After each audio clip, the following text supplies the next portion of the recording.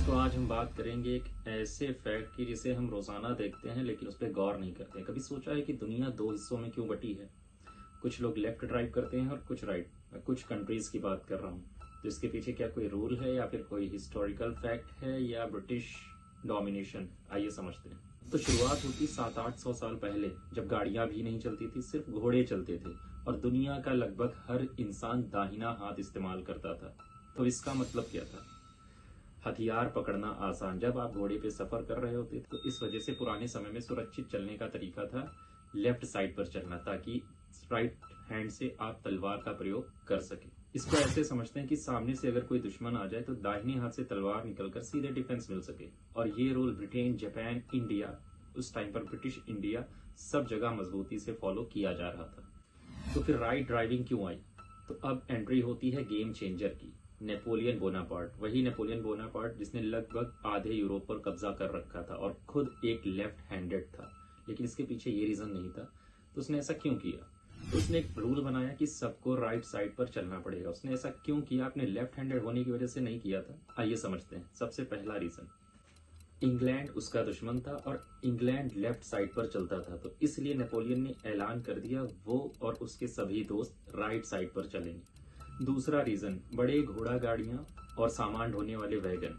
Driver दाहिनी तरफ बैठता था ताकि वो पीछे से आने वाली गाड़ियों को देख सके, इसलिए उसे सड़क के सेंटर से दूर रहना पड़ता था, यानी राइट साइड चलना आसान हुआ। तो नेपोलियन जीता तो उसके नियम भी फैलते चले गए।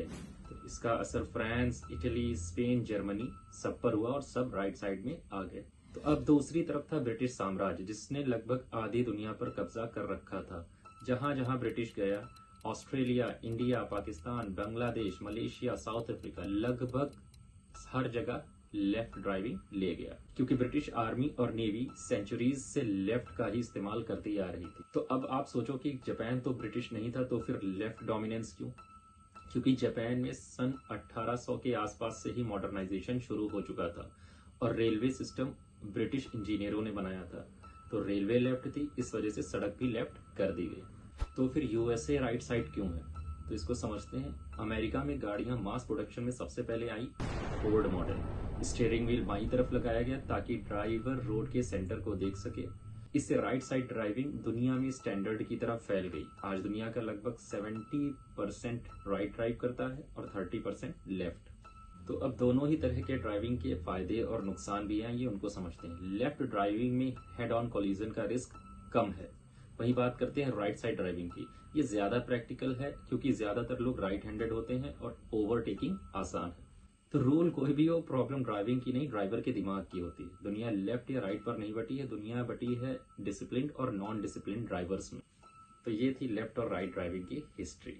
और भी ऐसे ही कुछ फैक्ट्स शेयर करना चाहूंगा अपने आने वाली वीडियो में। तो कनेक्टेड रहे, ट्यून रहे। Bye bye.